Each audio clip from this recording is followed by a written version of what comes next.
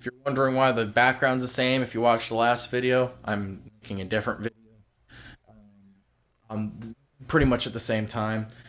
Wanted to kind of talk about Michigan. I know I live streamed Saturday um, for Michigan UNLV and a bunch of other games. Speaking of that, go watch the streams every Saturday from about 12 p.m. to around 11:30 at night. I'm live streaming. Well, probably just about till 11 or so. Um, for like 11 hours straight the last 2 Saturdays. Now, I'm not going to be streaming this upcoming Saturday, but I will possibly, I think I'm going to be back next Sunday because I think Patriots play the Dolphins on Sunday Night Football. So I'll be live for that if that is the case. I'm pretty sure that's what it is. Um, but yeah, go watch the streams, man. Every Saturday. Well, for the most part. Not this Saturday, like I said, because I'm going to Michigan Bowling Green on Saturday. So expect a video on that as well. But Michigan UNLV. Like I said, I know I talked about it during the stream, but it was just kind of, as it was going. How do I think Michigan looked on Saturday? If there was one thing I was probably the most concerned about, other than our backups playing and not looking very good, is the run game. I know it's early on in the year. I know we've got a lot of time to improve, and I'm sure we haven't played all of our weapons. But the last couple of weeks, we really haven't been able to get the run game going explosively like we've wanted. Now, of course, Blake Corum has had his big runs. He still has them, but Donovan Edwards has really struggled to get any runs. He has barely done anything for us this year. Um, Whereas last year he was a big time guy for us. So hopefully he starts to improve a little bit. Um, I mean, they look fine, and they're playing Khalil Mullings too, the third string running back. They're trying to get experience, and I know between the last 2 weeks total between Corum and Edwards, they've had like 25 total carries or something. Or that doesn't sound right. It's probably like 30 or so. Um, 40 maybe, which isn't a lot. In fact, I think I saw Blake Corum on the year has 25 carries. It's good because he's not, playing against bad teams and hurting himself. Because especially last year he would have had 25 carries a game, 25, 30 carries. If you remember the Maryland game last year, he had like 28 carries or something that game, and he was pretty banged up by the end of it. But he carried the load for us in that game and helped us win. But it's good that we're not doing that right off the bat. So, um, I guess it's a good thing that they're resting him, and I don't expect anything to be very different for Michigan Bowling Green this upcoming Saturday. It'll probably, it'll probably be another thing where the first strings will go out for maybe the first half or the first 3 quarters, and then the second string team will or second, third, and fourth string guys, because we were playing third and fourth string players in this UNLV game, and they didn't look good. But that's not like a terrible concern or anything. These guys aren't really meant to be playing a full game or anything. They're nothing like our starters. Um, but yeah, that's probably the biggest concern I've got right now is the run game, and I didn't think I'd be saying that. Last year, at this time, I was saying the run game looks amazing. The pass game needs to get going. This year, it's a little bit different. It's the opposite. The run game needs to get going, and the pass game has looked excellent. Speaking of the pass game, and J.J. McCarthy, what was his stats for this game? 22 of 25, 278, and 2 touchdowns through the air.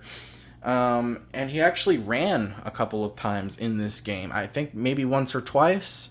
I think twice. He didn't do that at all against DCU last week.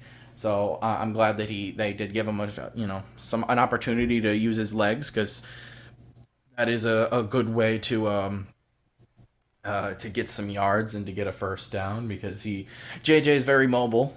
Um, Now, in terms of his throwing, he's looked amazing. He's looked excellent the last 2 weeks. Now, I know it's East Carolina and UNLV, but the numbers don't lie. He He has thrown for 5 touchdowns on the year, 48 of 55 for over 500 yards the last 2 games. No interceptions yet, and like I said, 5 touchdowns. He's looked really good. He extends plays. He makes very accurate throws.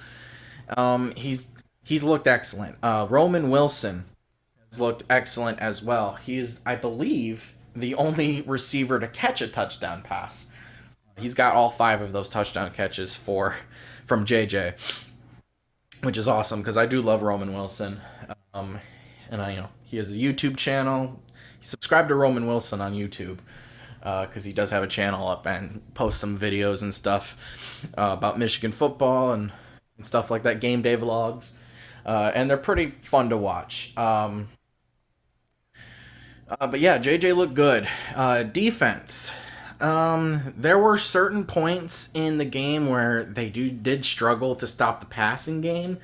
They have struggled with that a little bit against DCU as well. Hopefully that doesn't become like a super big problem. But the good thing about the defense is that they're not allowing points. Very little. 3 points against ECU, and that was in the last 5 seconds. And I don't think UNLV scored their touchdown when the fourth stringers were in with like 3 or 4 minutes left in the game. It was in the fourth quarter. Oh yeah, 35-7 was what we won by. I forgot to mention. Yeah, we were up 35-0, and then they scored with our fourth strings in. So not a huge deal. Probably will expect to see the same thing against Bowling Green. Although I expect to score more points against them. In all honesty, JJ will probably get taken out of the game even earlier against Bowling Green, but we'll see. Yeah. Bowling Green's not very good. Also, another thing about the defense for this game, they didn't have any sacks last week against East Carolina. They had like 5, I think, in this game. They had a lot of sacks in this game. So that was cool to see. I'm glad that they're finally getting some sacks in and making the plays longer for the opponent. That's good to see as well. But I don't have a whole lot to say. I mean, we just beat up on a bad team for 3 hours, so that was all there was to it. The UNLV was 1-0 coming into this game. Their one win was a 44-14 win over Bryant. And Bryant, for 179 yards on them. So, and Bowling Green for next Saturday, their quarterback is Connor Bazelak, who I believe was a former Indiana quarterback. If I'm not mistaken, was he the Indiana quarterback that beat us in 2020? I don't remember off the top of my head. Maybe not. Maybe I'm remembering that wrong. I might be remembering that wrong. Anyways, yeah, that's it. That's all I gotta say. Michigan won 35-7. Next video you'll see, other than,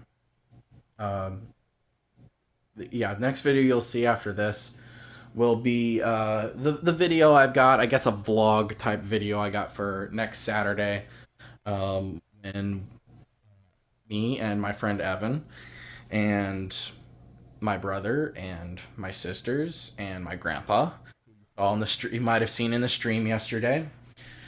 We'll be going to the game. So, and it's a night game in Ann Arbor at Michigan. So it'll be my first ever night game, which will be awesome. This is going to be my third game ever for Michigan. Michigan is 2-0 when I've gone to games. I went to a game back in like 2011 or something when I was a little kid, and that was the Indiana game. We won that game. And then I didn't go to another game until 11 years later, basically, last year, when we went to the UConn game. That video is also on the channel, so you can go back and look at that if you want. Yeah, that's all I gotta say. Thank you guys for watching, and actually, you know what? One more video.